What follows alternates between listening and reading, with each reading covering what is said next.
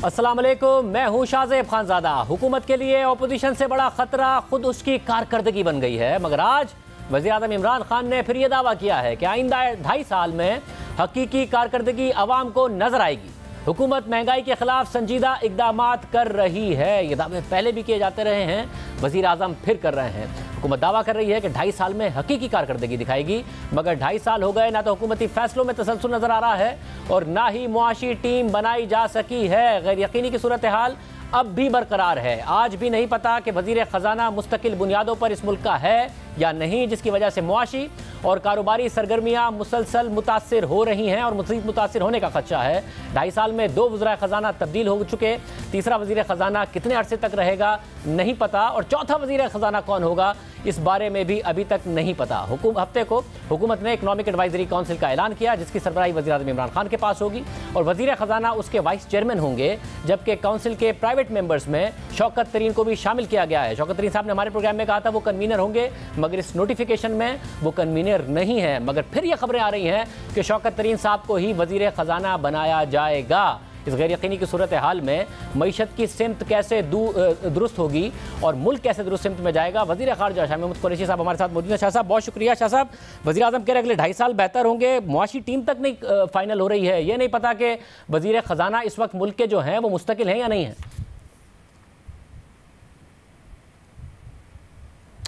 देखिए, क्या सराहियाँ तो होती रहती हैं, लेकिन वज़ीर आज़म ने ये ज़िम्मेदारी सौंपी है हमाद अज़हर साहब को, और हमाद अज़हर को असिस्ट करने के लिए, मशावरत करने के लिए, एक प्राइवेट सेक्टर से इनपुट लेने के लिए अगर कोई एडवाइजरी काउंसिल, कंसल्टेटिव काउंसिल साथ शामिल कर दी जाए तो ये अच्छी बात है, क्योंकि सिर्फ सरकारी ज़राए से आपको मालूमात हासिल नहीं होनी चाहिए।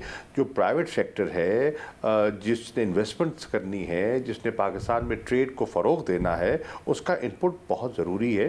तो इस लिहाज से इंशाअल्लाह मैं समझता हूँ वो अच्छा परफॉर्म कर पाएंगे आने वाले दिनों में। देखिए, मत भूलिए कि जब हम हुकूमत में आए थे तो हमें बड़ी मुश्किल सूरत हाल से हम दो चार थे। हमारे जितने मैक्रो इकनॉमिक इंडिकेटर्स थे वो सब जो है वो गलत सिमत की तरफ उनका इशारा था। आज उससे हम बाहर आ गए हैं, अब स्टेबिलिटी है, और स्टेबिलिटी के बाद इंशाअल्लाह हमारी कोशिश है कि हम ग्रोथ की तरफ जाएं और हम जो अफरात ज़र है उसको काबू करने में कामयाब हों। मतलब आप कह रहे हैं दुरुस्त सिमत की तरफ जा रहे हैं। इकनॉमिक एडवाइजरी काउंसिल में डाला है शौकत तरीन को। उन्होंने हमारे प्रोग्राम में कहा कि हुकूमत ने आते ही मईशत का बेड़ा गर्क कर दिया और अभी भी मईशत की कोई सिमत नहीं है। हमें सबकी बात सुननी चाहिए, और अगर उनके पास कोई अच्छा मशवरा देने को है तो हम सुनने को तैयार हैं। अगर वो समझते हैं कि उनकी राय से सिमत का तयन हो सकता है तो बिस्मिल्लाह अपनी राय ज़रूर दें, और उनकी हर अच्छी हम चीज़ को मानने के लिए कबूल हम तैयार हैं। लेकिन सिर्फ नुक्ताचीनी तो काफ़ी नहीं है ना। सवाल ये है कि शौकत तरीन साहब एक तजर्बाकार शख्सियत हैं, वो इस मुल्क के वज़ीर ख़जाना रह चुके हैं, और जो हमारे जो स्ट्रक्चरल इकनॉमिक स्ट्रक्चरल डिफ़िकल्टीज़ हैं उनसे पूरी तरह आगाह हैं, और वो ये भी जानते हैं कि पिछले 8-10 सालों में उस स्ट्रक्चरल रिफॉर्म्स के लिए अगर कुछ हुआ है और नहीं हुआ तो क्यों नहीं हुआ, और हुआ है तो कितना हुआ है। तो आपकी बातों से लग रहा है वज़ीर ख़जाना लगने वाले हैं शौकत तरीन साहब। नहीं, मेरा नहीं ख्याल। ये तो अख्तियार वज़ीर आज़म का है, ये उनकी सवाबदीद है। लेकिन मैं अर्ज़ कर रहा हूँ कि उनको इन चीज़ों का इल्म है, और वो अपनी मशावरत से मतलब जो फाइनेंस मिनिस्टर हैं उनको आगाह कर सकते हैं हमाद अज़हर साहब को। मगर शायद वज़ीर आज़म तो बार बार कहते हैं जो पिछले 10 साल थे वो कहते हैं कि सबसे डार्क पीरियड था वो इस मुल्क का।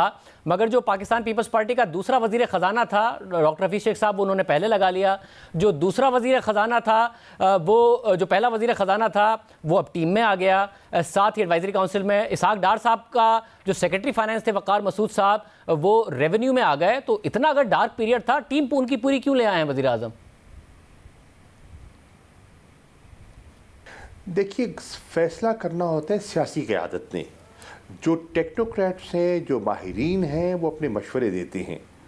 आज अगर कोई वो मशवरा दें और पॉलिटिकल लीडरशिप उसे कबूल ना करे तो मशवरे का कसूर नहीं है, मशवरा देने वाले का कसूर नहीं है, मशवरा ना मानने वाले का कसूर है। बदकिस्मती से हमारे यहाँ जिसको वज़ीर आज़म कहते हैं डेकेड ऑफ डार्कनेस, उसमें जो पॉलिटिकल लीडरशिप थी उनके इंटरेस्ट जो थे वो और नौइयत के थे।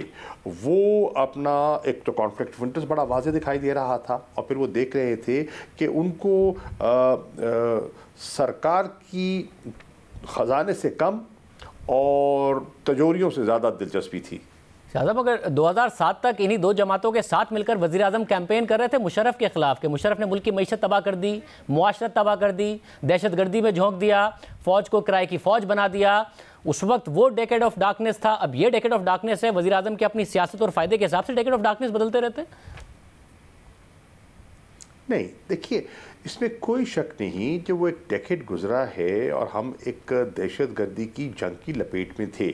और अब जानते हैं कि जब मुल्क में धमाके हो रहे हों, ख़ुदकुश हमले हो रहे हों, तो फिर जो फ़्लाइट ऑफ कैपिटल होती है, सरमायाकारी नहीं होती, शायनस होती है। अल्लाह के फजल करम से आज पाकिस्तान की सूरत हाल यक लख्त मुख्तलिफ है। आज पाकिस्तान में अमन है, आज पाकिस्तान में इस्तेहकाम है, आज पाकिस्तान में दहशतगर्दी को शिकस्त देने में हम कामयाब हो चुके हैं। तो माहौल बदल चुका है। तो शाह साहब, उन्हीं 10 सालों की वजह से बदला है ना। उन्होंने दहशतगर्दी के खिलाफ ऑपरेशन को पॉलिटिकल ओनरशिप दी, कराची का ऑपरेशन लॉन्च हुआ, मुल्क में अमन आया, बिजली 14-14 घंटे की लोड शेडिंग होती थी जब जनरल मुशर्रफ गए, उसके बाद बिजली के कारखाने लगे, LNG के प्लांट्स लगे। तो डेकेड ऑफ डार्कनेस कैसे हुआ वो? देखिए, बिजली आई है, देखने की बात यह है कि उस बिजली की कॉस्ट क्या है। सवाल ये है, आज जो मौजू ज़ेर बहस है वो ये है कि बिजली की तो हमारी शॉर्टेज थी, डेफिशिएंसी थी और हमने इसको पूरा करना था। क्या हमने जिन रेट्स पर मुआहदे किए, क्या वो हमारे लिए सूदमंद हैं? क्या हम इतनी महंगी बिजली अफोर्ड कर सकते हैं? ये बात है। देखिए, कॉस्ट ऑफ प्रोडक्शन अगर हम उसको काबू नहीं करेंगे तो हम कंपेटिटिव नहीं रहेंगे। सर, ये बात दुरुस्त है, मगर नैरेटिव बदल गया। पहले कहते थे कोई बिजली नहीं पैदा की, अब कहते हैं महंगी बिजली पैदा की। मगर वज़ीर आज़म ये भी कहते हैं कि एक जमात खड़ी है इस पूरे निज़ाम के ख़िलाफ़। ये कैसे है कि एक जमात खड़ी है? पीपल्स पार्टी में और नून लीग में काफ़ी सारे लोग थे जो इस वक्त हिस्सा हैं। आप पीपल्स पार्टी में थे, आप पर ज़ाती तौर पर कोई करप्शन का इल्ज़ाम नहीं है, मगर बहुत सारे ऐसे काबीना में लोग मौजूद हैं जिन माफियाओं के खिलाफ वज़ीर आज़म बात करते हैं, वो काबीना में हैं। परवेज़ इलाही को डाकू कहते थे, आज वो आपके लाए हैं। MQM को कातिल कहते थे, वो आपके साथ हैं। तो जितनी जमातें पिछली जमातों के साथ खड़ी थी वो आपके साथ खड़ी हैं, आप अकेले नहीं खड़े। देखिए, पहली बात तो है, आपने परवेज़ इलाही साहब का जिक्र किया, तो उनके केसेस नैब में गए, वो वहाँ पेश हुए, उन्होंने अपना मौक़िफ़ पेश किया और अल्लाह के फजल करम से वहाँ उन्हें कामयाबी हुई और उनका केस क्लोज़ हुए। आप देख रहे हैं कुछ और लोग जो आप कहते हैं हमारे साथ थे, और अगर उनसे कोई गफलत हुई तो वज़ीर आज़म ने क्या कहा, वो आज भी कहते हैं कि हम अक्रॉस द बोर्ड अकाउंटेबिलिटी के कायल हैं। अगर कोई हमारे सफ़ों में है और अगर वो मुल्क को लूटता है, सट्टेबाजी करता है, नुकसान करता है, महंगाई का मौजब बनता है, तो हम उस पर कोई रियायत नहीं बरतेंगे, ये हम कह रहे हैं। मगर शाह साहब, अगर इत्तेहादी आपके या बाबर एवान साहब को अदालतें रिलीफ दें तो वो दुरुस्त है करप्शन के केसेस में, मगर अपोजिशन के लोग बगैर साबित हुए इतने अरसा जेल में रहे। वज़ीर आज़म अदालतों से कहते हैं कि जी मैं अकेला नहीं लड़ सकता, हालांकि अदालतें तो कह रही हैं कि जो आपका एहतसाब है वो सियासी इंजीनियरिंग है। एक के बाद एक फैसले में अदालत ने कहा है कि पॉलिटिकल टारगेटिंग और पॉलिटिकल इंजीनियरिंग हो रही है।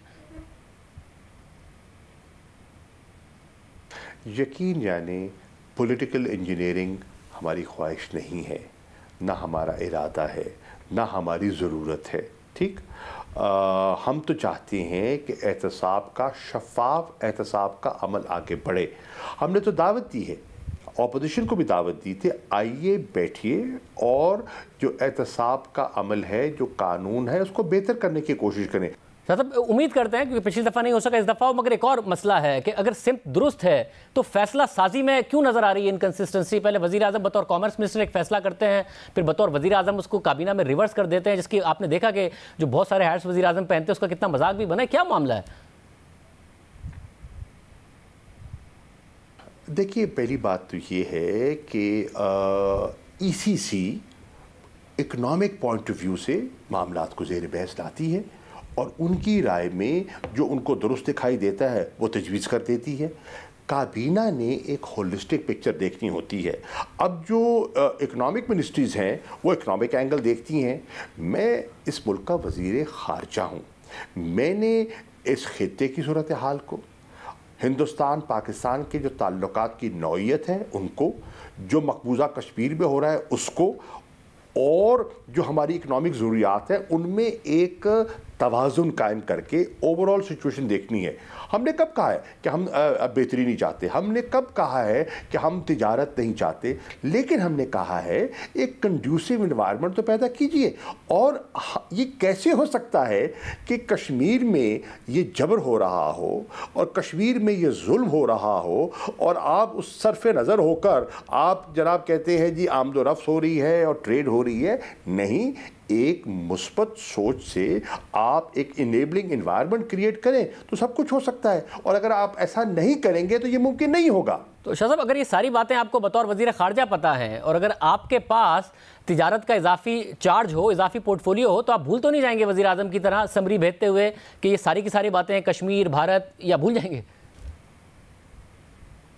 देखिए, काबीना की खूबसूरती ये होती है, डेमोक्रेसी की खूबसूरती ये होती है कि आप मुख्तलिफ पॉइंट ऑफ व्यूज़ को सुनते हैं और सुनकर फिर फैसला करते हैं। फ़र्क ये है क्योंकि हमारे वज़ीर आज़म का कोई अपना ज़ाती इंटरेस्ट नहीं है, उनकी अपनी कोई सनत नहीं है, कोई तिजारत नहीं है, कोई ज़ाती मफादात नहीं है, तो वो जब बहस होती है तो अल्टीमेट फ़ैसला वो करते हैं जो पाकिस्तान और पाकिस्तान के अवाम के मफाद में होता है, और वही हुआ। तो शाह साहब, ये लाजमी नहीं है कि हुकूमत फिर डिसीजंस को ओन करे? अब जैसे साउथ पंजाब सेक्रेटेरिएट का मामला हुआ, उसका बहुत ज़्यादा क्रेडिट लिया पहले। 29 मार्च को एक नोटिफिकेशन आता है, इख्तियारात रिवर्स होते हैं, 30 मार्च को एक और आता है और रिवर्स होते हैं। फिर 1 अप्रैल को खबर आती है कि जी क्योंकि साउथ पंजाब के MNAs और मिनिस्टर्स ने बहुत ज़्यादा शोर मचाया तो वज़ीर आला ने नोटिस ले लिया है और उसको रिवर्स कर दिया है एक और नोटिफिकेशन के ज़रिए। ये कैसे हो सकता है कि वज़ीर आला को पता ही नहीं था ये सब हो रहा था? आज आपकी मुलाकात भी वज़ीर आला से। देखिए, मुझे तो तशवीश हुई कि जब मैं दुशांबे से लौटा और मेरे सामने सोशल मीडिया के ज़रिए एक नोटिफिकेशन सामने आया, तो जब मैंने इसका मुताला किया तो मुझे तशवीश हुई, यकीनन तशवीश हुई। और फिर मैंने जब राब्ते किए तो फिर मुझे पता चला, और मेरी आज वज़ीर आला उस्मान बुज़दार साहब से तफसीली गुफ्तगू हुई तो मुझे बात का पता चला कि कुछ साहिबान ने, बिल्कुल मैं कहूँगा कुछ साहिबान ने एक साजिश की और उसको जिसे कहते हैं ना, जो पेशरफ्त हुई थी उसको लपेटने की कोशिश की, लेकिन वो साजिश नाकाम हुई और वो निशानदेही भी हो गई और उसकी इस्लाह भी हो गई, और जो ज़िम्मेदार हैं उनकी तहकीक भी हो रही है और उनको फारिग भी किया जाएगा। बहुत शुक्रिया वज़ीर ख़ारजा शाह महमूद कुरैशी साहब की गुफ्तगू आपने सुनी। अपोजिशन तितर बितर है, एक दूसरे के खिलाफ इस वक्त जोर आजमाई कर रहे हैं। बात करेंगे ब्रेक के बाद।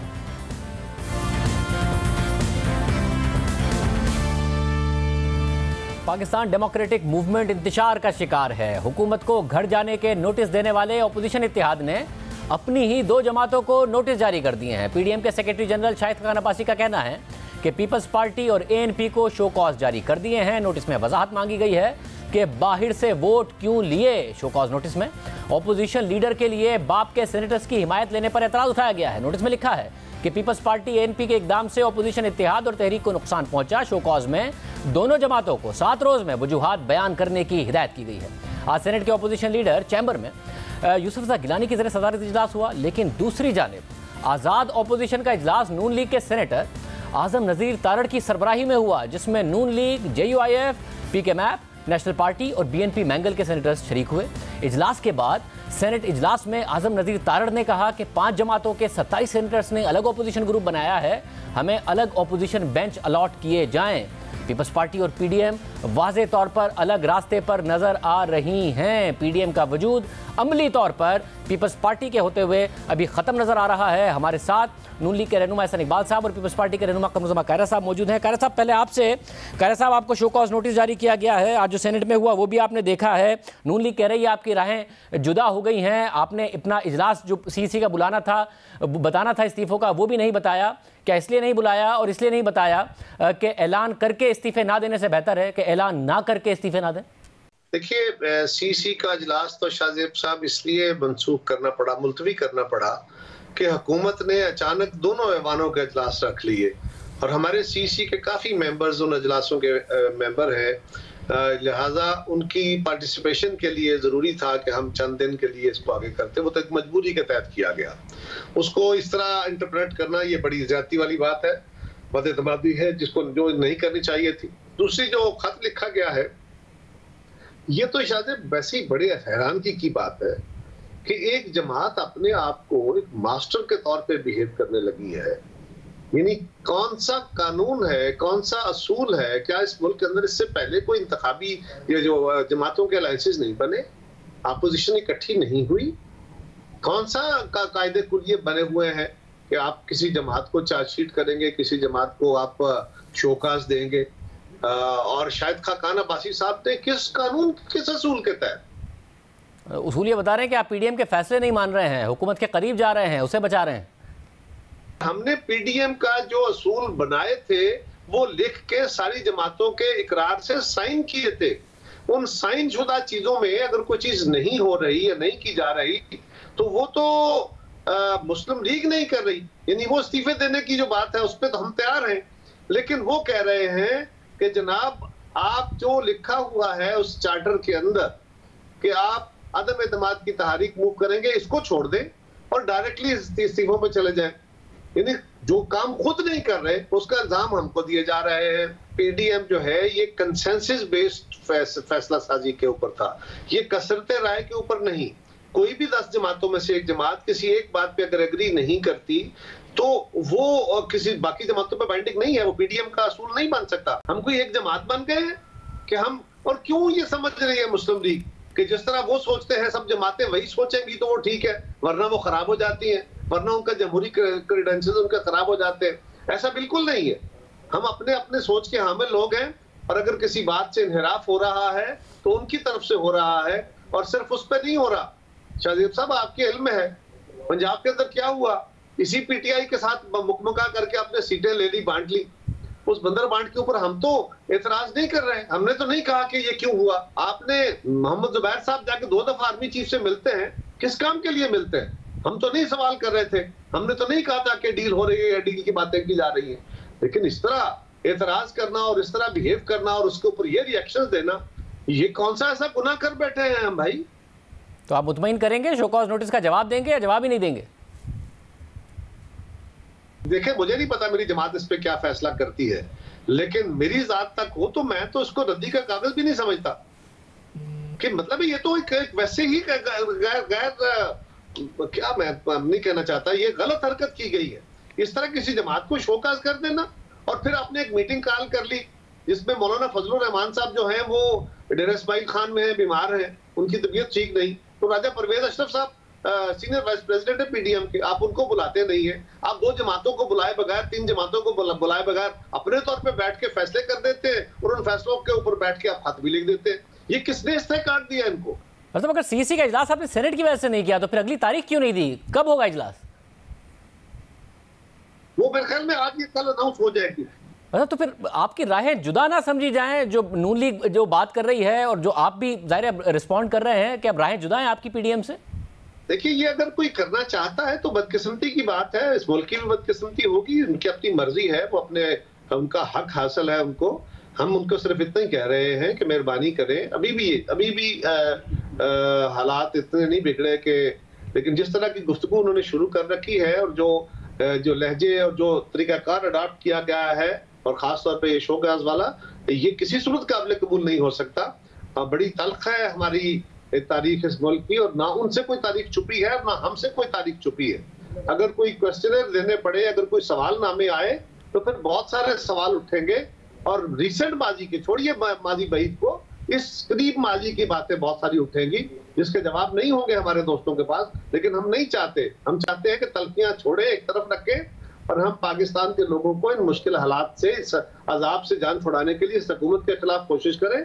अगर वो चलते हैं तो चले, नहीं चलना चाहते तो बिस्मिल्लाह, उनका अपना इस्तेकाक है।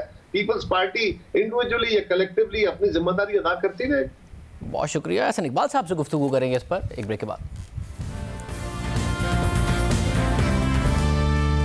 हमारे साथ नून लीग के रहनुमा एहसन इकबाल साहब मौजूद हैं। एहसन इकबाल साहब बहुत शुक्रिया। एहसन इकबाल साहब, कमरुज़्ज़मा कायरा ने रिस्पॉन्ड किया। एक तो ज़ाहिर बड़ी नाराज़ है पाकिस्तान पीपल्स पार्टी के, आपकी तरफ से शो कॉज नोटिस भेजा गया पीडीएम की तरफ से। वो कह रहे हैं जमात ने अपने आप को मास्टर समझ लिया है, इस शो कॉज को उनकी नज़र में तो रद्दी की टोकरी में फेंक देना चाहिए। साथ में वो कह रहे हैं आपका अपना दिल चाहता है तो आप पीटीआई के साथ अलायंस करके सेनेट के इंतखाबात लड़ लेते हैं। पंजाब में जुबैर साहब 2-2 दफ़ा आर्मी चीफ से मिल लेते हैं। दूसरी जमातों पर आपका ये रवैया है, हालांकि कंसेंसस से फैसले होने थे, ये नहीं होना था कि जी अक्सरियत से फैसले होंगे। जी देखिए, मैं नहीं समझता कि मुनासिब उनका ये एलिगेशन है। पीडीएम एक बहुत ही जद्दोजहद के साथ बनी थी जिसमें सब पार्टीज ने अहद किया था कि हम इस मुल्क के अंदर निज़ाम को तब्दील करेंगे, और वो हमारा नस्बुलैन अब भी है। और पीडीएम की 9 जमातें मुत्तफिक थीं कि 26 मार्च को लॉन्ग मार्च और इस्तीफ़ों की ऑप्शन हमें एक्सरसाइज करना चाहिए, और सबका ये ख्याल था कि ये बुसीदा जो निज़ाम है ये गिर जाएगा, ये उस वार का मुकाबला नहीं कर सकेगा। उस मौके पे जब हम डी के अंदर पहुंच गए तो पीपल्स पार्टी ने टाइम आउट लेके उस पूरी मूव को ख़त्म कर दिया और फिर कहा कि हमारे पास सीसी का मैंडेट नहीं है, हम 4 अप्रैल को इजलास बुलाया है, उससे इजाज़त लेकर फिर आपके पास आएंगे। अब उन्होंने वो भी मौखर कर दिया। इन द मीन टाइम आप देखिए, सेनेट के अंदर जो लीडर ऑफ ऑपोजिशन का इलेक्शन था उसमें उन्होंने बजाय ये कि पीडीएम के साथ जो उनकी कमिटमेंट थी उसे ऑनर करते, उन्होंने जमात इस्लामी, एएनपी और सरकारी अलाई बाप पार्टी के साथ एक नया अलाइनमेंट बना के लीडर ऑफ ऑपोजिशन के दफ्तर पे हासिल करने की कोशिश किया कि उसे हासिल किया। तो ये वो चीज़ें हैं जिनसे बड़ी बादएतमादी पैदा हुई है। चूँकि देखिए, ये जो हमारा अलायंस है ये कोई इंतखाबी अलायंस नहीं है। मगर ऐसे बात है, इसमें एक अहम मसला ये ज़रा है, जो बाप पार्टी वाला मसला है उसमें तो पीपल्स पार्टी के अंदर से भी आवाज़ें उठ रही हैं कि उसकी सपोर्ट उन्होंने कैसे ली। मगर जो इस्तीफ़ों का मामला है उसमें तो आपने और जेयूआईएफ ने मिलकर कॉर्नर किया ना पाकिस्तान पीपल्स पार्टी को। वो पहले से नहीं मान रहे थे इस्तीफ़ों पर, और उनका ये कहना है कि जी नो कॉन्फिडेंस मोशन का भी तो लिखा हुआ है ना जो हमारे पीडीएम का एलामिया था उसके अंदर, मगर नून लीग उस पर नहीं मान रही। तो हम थोड़ी कह रहे हैं कि जी नून लीग के खिलाफ हमने पब्लिकली कोई स्टांस ले लिया और जो हमारे खिलाफ ये किया गया सब। देखिए, पीडीएम के अंदर 10 जमातें शामिल थीं, 9 जमातें एक तरफ थीं, मुत्तफिक थीं, सिर्फ एक पीपल्स पार्टी एक तरफ थी। अगर हम एक जमहूरी जद्दोजहद कर रहे हैं तो फिर हमें उस ओवरवेलमिंग मेजॉरिटी का एहतराम करना चाहिए था, और यही बात उस इजलास में मौलाना फजल रहमान साहब ने जरदारी साहब से और पीपल्स पार्टी की क़यादत से की। देखिए, हम 9 जमातें इत्तफाक राय से आपसे रिक्वेस्ट कर रहे हैं कि आप हमारा साथ दें ताकि हम इस जद्दोजहद को कामयाब कर सकें, लेकिन उन्होंने 9 जमातों के मुकाबले में अपनी एक आवाज़ को जुदा समझा, रास्ता अलहदा किया। उस पर वो ये गिला नहीं कर सकते कि उन्हें कोई दबाव डाल रहा था, बल्कि उन्होंने 9 जमातों को अपने एक वोट से वीटो किया और उसके ऊपर सबूताज किया उस प्रेशर को जो हुकूमत के ऊपर था। आपने ऑपोजिशन के लिए कहा, सेनेट में ऑपोजिशन लीडर के लिए पीपल्स पार्टी ने नहीं सुना। आज तो सेनेट के अंदर ऑपोजिशन की भी ऑपोजिशन खड़ी हो गई है, 2 अलग अलग प्लेटफॉर्म्स हैं। आपके शो कॉज नोटिस का जवाब देने की उनकी कोई नीयत नजर नहीं आ रही है। तो आप पीपल्स पार्टी को बाहर करेंगे या आप लोग ऐसे ही आगे बढ़ जाएंगे पीपल्स पार्टी को माइनस करके? पिछली मीटिंग जो आपने पीपल्स पार्टी के बगैर की उन्हें शो कॉज किया उस पर भी उन्हें एतराज है।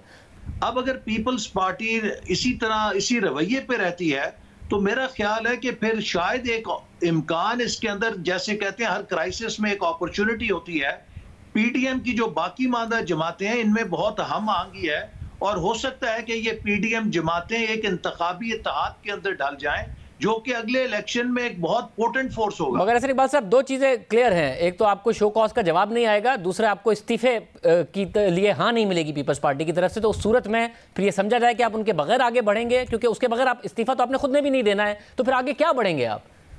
जी देखिए, अगर पीपल्स पार्टी इन दोनों चीजों पे इनकार करती है तो अमलन वो इस बात को मोहर देगी, साबित करेगी कि वो पीडीएम से अलहदा हो गई है। अब फॉर प्रैक्टिकल पर्पसेस तो उन्होंने राहें जुदा कर ली थी, जो कि एक लॉस है, लेकिन अगर उन्होंने अपना रास्ता बदला है, एक नया इंतखाबी इत्तेहाद जमात इस्लामी, ANP और बाप पार्टी के साथ मिलकर बनाया है, तो वो इसका हक रखते हैं, वो एक इंडिपेंडेंट जमात है। लेकिन बाकी पार्टीज अपने मिशन पर जारी रहेंगी, काम करती रहेंगी। मगर जब आप आगे बढ़ेंगे पीपल्स पार्टी के अलावा, तो इस्तीफे तो आप भी नहीं देंगे, सड़कों पर आएंगे, लॉन्ग मार्च करेंगे, तो वो पीपल्स पार्टी के साथ ही ठीक नहीं था? अगर वो इस्तीफे नहीं दे रही थी तो आप लॉन्ग मार्च ही करते हैं, क्योंकि आपने आगे इस्तीफे तो नहीं देने जल्द से, और लॉन्ग मार्च करेंगे बगैर पीपल्स पार्टी के भी, बगैर इस्तीफे दिए, तो आप लोगों ने अपनी जल्दबाजी में पीपल्स पार्टी को जाया कर दिया। फिर नहीं, ऐसी जल्दबाजी नहीं की। देखिए, हमने 6 महीने की जद्दोजहद के बाद सिचुएशन को राइट किया था। सिचुएशन बिल्कुल राइट थी। अगर लॉन्ग मार्च के साथ इस्तीफे होते ये निजाम गिर जाना था, और ये बेल आउट दिया है पीपल्स पार्टी ने 9 जमातों का साथ ना देकर और सिर्फ अपनी एक अलहदा राह अपना के। हम इसके बाद अपनी जद्दोजहद जारी रखेंगे, और इस्तीफे जो है वो सूरत में जरूर दिए जा सकते हैं कि अगर स्ट्रीट के ऊपर वैसा माहौल बन जाए, लेकिन उस सूरत में हम इस्तीफे कभी नहीं देंगे कि हम पीपल्स पार्टी और काफ लीग के लिए हल्के खाली छोड़ दें कि वो ज़िमनी इलेक्शन के अंदर आके हमारी नशिस्तों पर बैठ जाएं। इतनी सियासी सूझबूझ हमें भी है। बहुत शुक्रिया एहसन इकबाल साहब की गुफ्तगू आपने सुनी। प्रोग्राम में एक ब्रेक शामिल करते हैं, एक बहुत अहम इशू है, उस पर तफसील से बात करेंगे एक ब्रेक के बाद।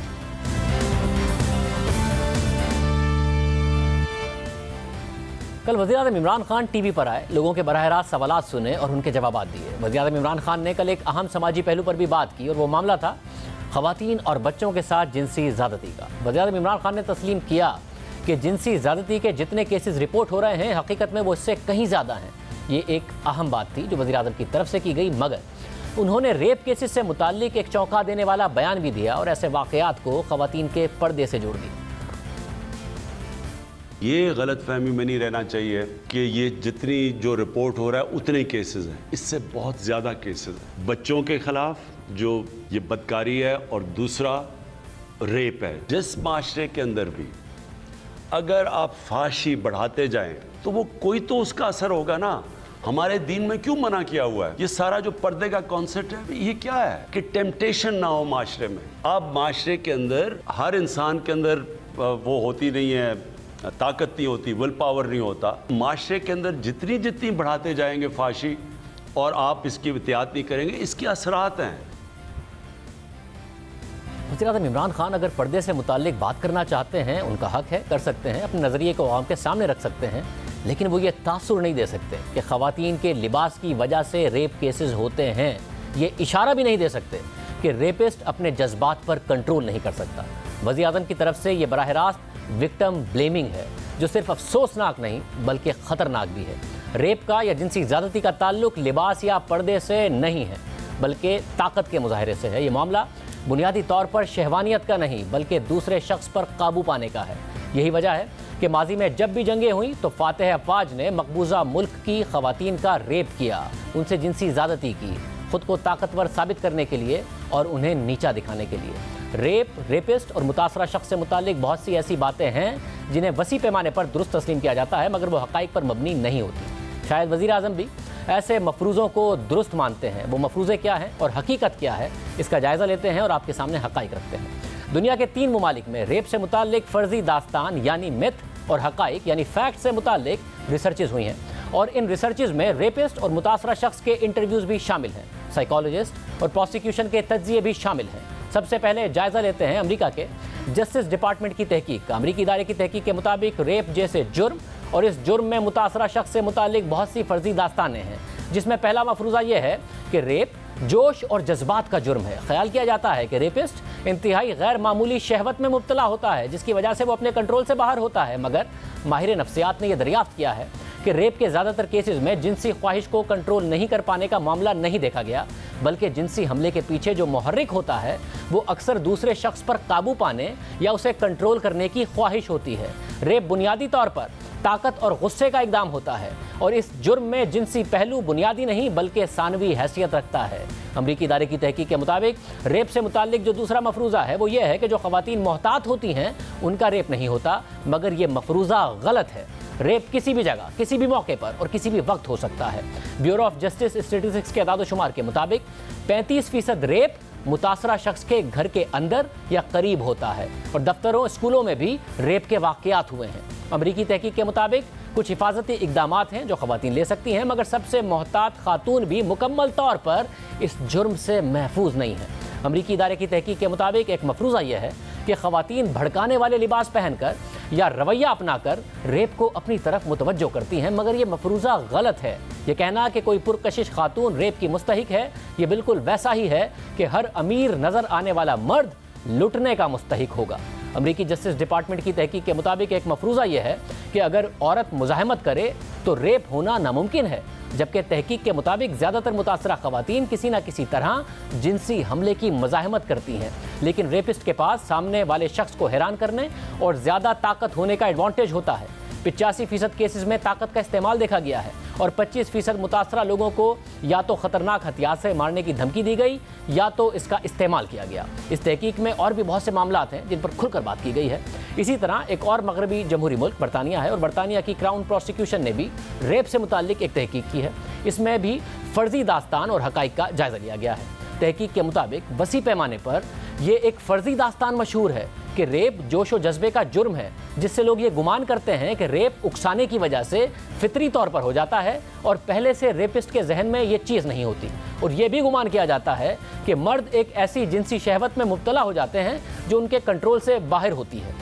इस तरह रेप को रोमानवी बनाया जाता है, जबकि दरअसल रेपिस्ट खुद ये तस्लीम कर चुके हैं कि ज़्यादातर रेप की पहले से हिकमत अमली बनाई जाती है और ये एक सोचा समझा इकदाम होता है। और तहकीक में ये बात भी देखी गई है कि बाज़ रेपिस्ट जिनसी शहवत से महरूम होते हैं। रेपिस्ट से इंटरव्यूज़ में ये बात पता चली है कि वो रेप इसलिए करते हैं ताकि खुद को ताकतवर महसूस कर सकें और दूसरों पर कंट्रोल हासिल कर सकें, ना कि जिनसी लज्जत। जबकि बाज़ रेपिस्ट रेप करते वक्त अपनी इस दवाजी ज़िंदगी में एक इत्मीनान बख्श जिनसी ताल्लुक़ में पाए गए हैं, ना कि सेक्स से महरूम पाए गए। इसी तरह साउथ अफ्रीका की रेप केसेस से मुताल्लिक काम करने वाली NGO रेप क्राइसिस हेल्डरबर्ग की भी एक तहकीक है, जिसमें फ़र्जी दास्तान और हक़ाइक़ पर बात की गई है। इस NGO की तहकीक के मुताबिक रेप में मुजरिम सेक्स को एक हथियार के तौर पर इस्तेमाल करता है। जिनसी ख्वाहिश हो सकता है कि आपके कंट्रोल से बाहर हो, मगर आपके इक़दामात आपके कंट्रोल में होते हैं। सेक्सुअल एक्साइटमेंट रेप का जवाज़ नहीं। इसके अलावा रेप एक ऐसा जुर्म नहीं जिसे आप सोचे समझे बगैर अचानक कर देते हैं। 75% ऐसे केसेस सामने आए हैं जिसमें जिनसी हमले पहले से सोच समझ कर किए गए थे, जबकि गैंग रेप में ये शरह 90% है।